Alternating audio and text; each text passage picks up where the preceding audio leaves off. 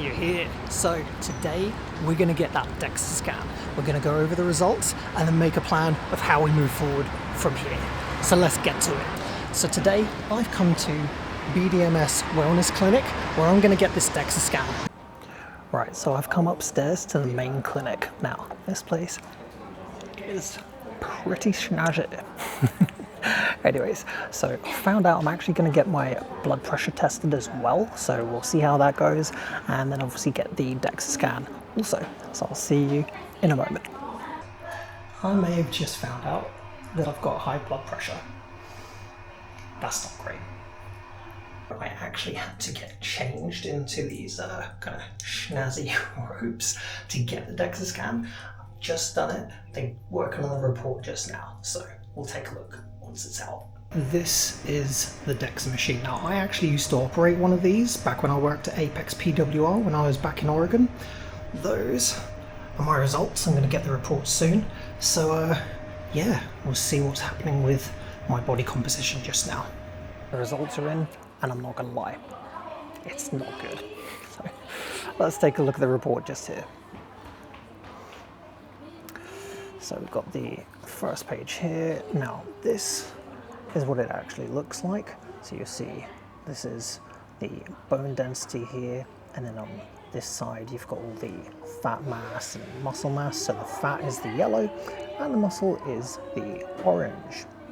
So coming over a couple of pages, this is what's not great. So we have, as you can see, 30.9% body fat percentage, which is really high. 1.9% Z-score, which is actually kind of low.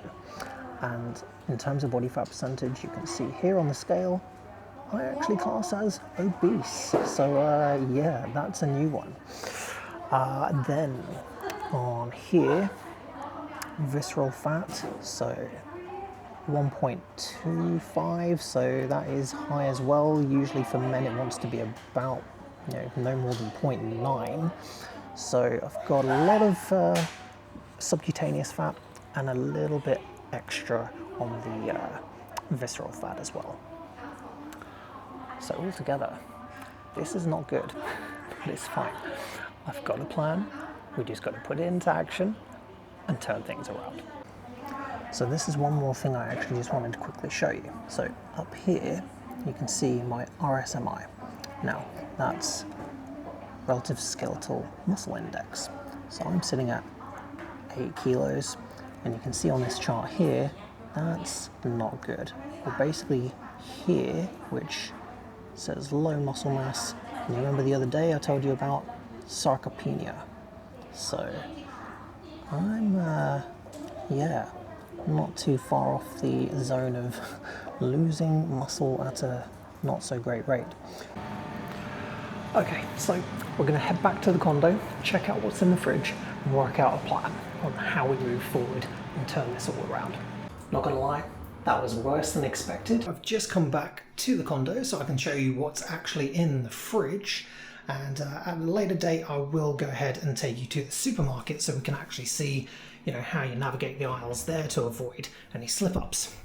So as we work our way around, I'll just explain how I kind of pair all this food together. So breakfast, I will do apples, bananas, pineapple juice. Now actually before I've had those, maybe about 20 minutes, 30 minutes before, I'll have cheeky little coconut water actually. So I usually fast, so typically I'll be doing a 16-8 fast, meaning my last meal of the day is 6 p.m. and then my first meal of the day is 10 a.m. So that's 16 hours of fasting and then an 8-hour window to feed. So first thing I'll do, rehydrate. Now typically I will actually have just straight up normal water to begin with, but then I'll have some coconut water, high in potassium, great for hydration, and as I said, apples, bananas, pineapple juice. Then meal 2 will be these bad boys. I'll do avocado with cherry tomatoes and cucumbers, dash of pepper, pinch of salt, magnifique. See, even Gordon approves. Then Little snack for later in the day, I will do Greek yogurt, blueberries, and just come over here for a sec. I will do some walnuts. Now, cheeky little pro tip, whack a little bit of cinnamon into the yogurt, stir it in. Oh, what a treat. Now, after that, now also, by the way, I've got some green tea here. This is absolutely awesome stuff. They also do oolong tea, also known as black tea. So this is by a brand called Tea Meister Legend. And it's a nice hefty 2-litre bottle. So I'll pretty much just have that, you know, throughout the day, water and green tea, just to kind of, you know, if I'm feeling thirsty, I'll do one or the other, obviously prioritizing water, but I'll usually have at least 1 cup of green tea. And then when it comes to dinner time, I'll typically do some kind of, you know, pasta with, like, you know, arrabbiata sauce or something, maybe some pesto. I might do some cheeky strawberries for dessert. And then these are so good. It's curcumin, so basically like turmeric with lemon juice. My God, really, really good. So yeah, guys, that is basically what I will have throughout the day. Now, obviously one thing that was severely lacking there was protein. Now, I'm going to be going out and getting steak and eggs. Now, usually I do enjoy chicken as well. For the moment though, I'm just going to keep it to steak and eggs. I might start to incorporate chicken though. If I'm doing that, chicken or beef, I will always stick to lean cuts. So we're looking at sirloin steaks, maybe a cheeky rump steak. I know that's got a little bit more fat, but yes, not too bad. And then chicken, I'm not gonna lie, I will typically just do chicken breasts. And then obviously, like I say, the eggs. So how we actually implement this into the meals we just discussed. So breakfast, I'm not gonna lie, I actually really enjoy steak and eggs for breakfast. So I'll do steak, eggs, and the fruit. Excellent, well balanced, high in protein, healthy fats, and some good old fruit and carbs just to kind of balance it all out. Then we've got lunch, so that avocado, tomato, and cucumber salad. Easiest thing to do there. 1 or 2 things actually. So either grill a chicken breast, a bit of salt, a bit of pepper, fantastic. So you've got your chicken breast in your salad, or depends how much protein you want to get here. You could even include some eggs. So you could do poached eggs or boiled eggs if you wanted. Not really sure fried eggs would be too good in this particular scenario. You could maybe do an omelette or scrambled eggs, but not gonna lie, for me, boiled or poached would probably be the best combination for that salad. So as I say, you could have that as well as the chicken. Really kind of depends on your appetite. You know, that's obviously going to be quite a filling meal. Then obviously we discussed, we've got the Greek yogurt, the blueberries and the walnuts. I'll probably just leave that as it is because the Greek yogurt already has some protein in. A little bit of protein in the nuts, not much, but that's more just a kind of gap fill between the main meals like breakfast, lunch and dinner. So it's more a snack. So then dinner. Now, obviously we just talked about the cheeky pasta. I will probably have to trim back on that heavily, but it's not about just cutting it out altogether, because the body's pretty smart. If I just cut things out cold turkey and just, no, the body won't respond to that. So ultimately I'll still have a bit of pasta. I'm gonna have to trim down the serving size and make sure I'm putting protein into it as well. Now, pasta does inherently have a bit of protein, but ultimately, again, chicken breast or beef, really easy to include. To be honest, maybe even the minced beef, so some 5%, maybe 10% fat for the minced beef, might go ahead and include that. Or depending on if I have had steak and eggs for breakfast, then I might just do steak and eggs in the evening. Now, again, like we said, so scrambled eggs, omelettes, fried eggs, poached eggs, boiled eggs, guys, there's so many ways to make eggs.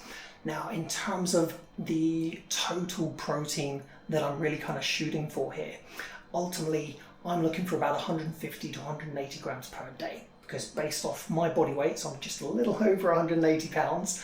So the commonly accepted standard for promoting muscle kind of synthesis, or protein synthesis and hence muscle gain, the generally accepted number in the fitness industry is 1 gram per pound of body weight. Now you could taper that back and say, okay, 1 gram per pound of lean body mass, but just to keep it simple, I just like to go for 1 gram per pound of overall body weight. And ultimately that is, now it may sound like a lot of protein, but if you think of the government recommendations, the RDIs, the recommended daily amounts, generally the governments out there are just making ridiculous recommendations for protein. They're usually, in most countries, in the West at least, they're recommending about 50 grams of protein per day, which is ridiculous. So it's no wonder so many people out there are withering away because protein's just not prioritized yet. Funny enough, carbs are. And we wonder why we've got an obesity epidemic on our hands across the globe. But anyway, that's a conversation for another time. But what we're going to do next is we're going to take a look at the actual numbers in terms of calories, fats, carbs, protein, all that good stuff, break it down and make a plan. Okay, so this is tdeecalculator.net. It is a phenomenal tool that I have used with all my clients over the years, and I've used it for myself obviously, and it basically helps you to calculate your calories, protein, carbs and fat. Now here is where you put in your details. So in my case, obviously male, aged 41, weighing 182 pounds. I should still be 5'10". In terms of activity, so we're looking at moderate exercise. So I'm trying to go for 3 to 5 days per week. And obviously we found out I'm 30% body fat. So calculate. Now then, you see, 41-year-old male, 5'10", 182 pounds. So to maintain where I am now, I should be getting basically about 2,500 calories.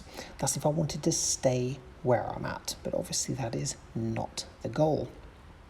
The idea is going to want to trim some calories out. Now here you'll see, so basal metabolic rate, we'll talk about this more another day, but that is the minimum number of calories that I need just to survive. And then of course you've got sedentary, light exercise, etc. So the more movement you're making, the more calories your body requires. Again, we'll cover this more in depth another day. Now, interestingly enough, ideal weight. So it seems to think I should be 155 to 165 pounds.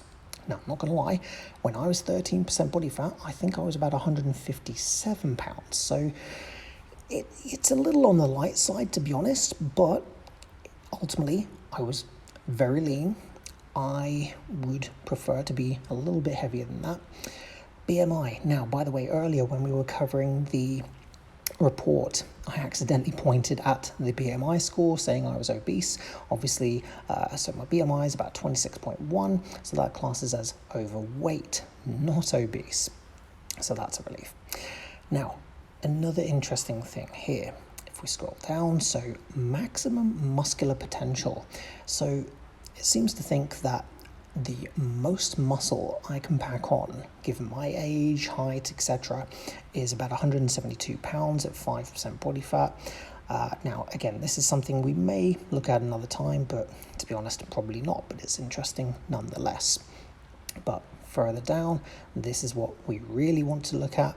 So macronutrients. So if I'm maintaining 2,500, and this shows you a 30, 35, 35 split between protein, fat, and carbs. But we are obviously looking to cut weight. So this says cut out 500 calories. To be honest, I find that a bit aggressive. I feel like 300 to 400 calories initially is a bit more of a sensible area, but I like 151 grams of protein. That's pretty good. I'll probably shoot for a bit more, but the carbs and fats are looking fine.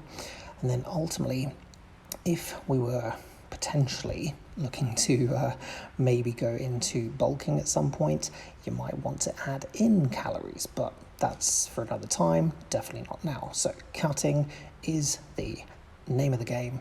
So again, probably not going to scale back to 2,000 quite yet, probably maybe 2,100, 2,200, and just monitor, see how I feel, And again, shooting for about 150 odd grams of protein. To be honest, probably more 180, but as you saw before on the maintenance page, it did say about 188, which is a good goal.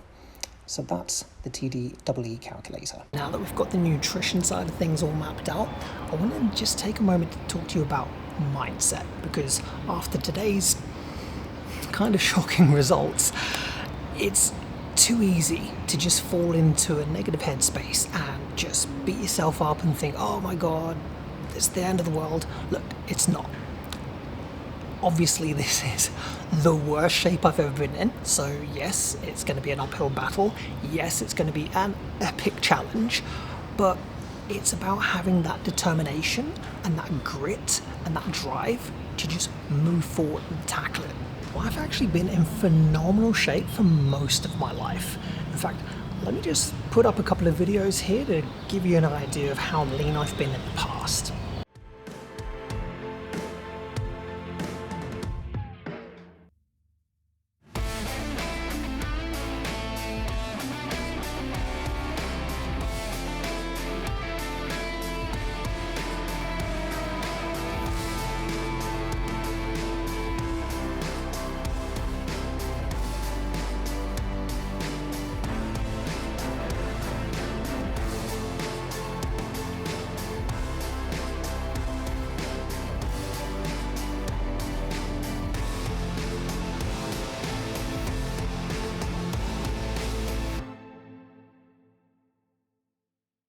As you can see, I've been lean and athletic in the past, and those videos, they were only taken about 5 years ago. In fact, let me just put up some numbers on the screen from my first 2 DEXA scans that I ever did back when I was working at Apex PWR in Oregon. Now, you'll see in July 2019, I was 20% body fat, which was higher than normal. Typically, I would be about 16 to 17%. That's what I've averaged over the last decade or two. But then you'll see in July 2020, I was 13% body fat. Now, just to clarify, it didn't take an entire year for me to drop from 20% to 13%. In fact, it took about 4 to 5 months. But the point is, I know I can be lean when I want to be. Well, I'm going to be using my FMS training system that I've used with clients in the past who have just been starting out, and it's especially perfect for beginners. Now, it's a full body workout that uses a system that can be catered to, or tailored to anyone of any level. It uses exercises that gradually build muscular strength and endurance over time, and the exercises that it uses can be regressed if needed and progressed or advanced if you can do them. Now, we'll go into more detail in the system another time, but for now, I'm going to be going and starting on Monday, 12th of January, 30 days of this system, my FMS training system. And so what we'll do is in February, we're going to go back and get another DEXA scan and see what my progress is. Now, typically, I wouldn't normally suggest that people go and do a follow-up DEXA scan only a month later, but I'm sure you'll be just as keen as I am to see how I've been getting on. Also, I'm going to touch base with you weekly here on YouTube in a little vlog-style mini-series just to let you know how I've been getting on with my own program, and I'm going to give you a heart-on-sleeve, honest review of how I'm feeling, how I'm getting on with my own nutrition, obviously the workouts, mindset, and all that good stuff.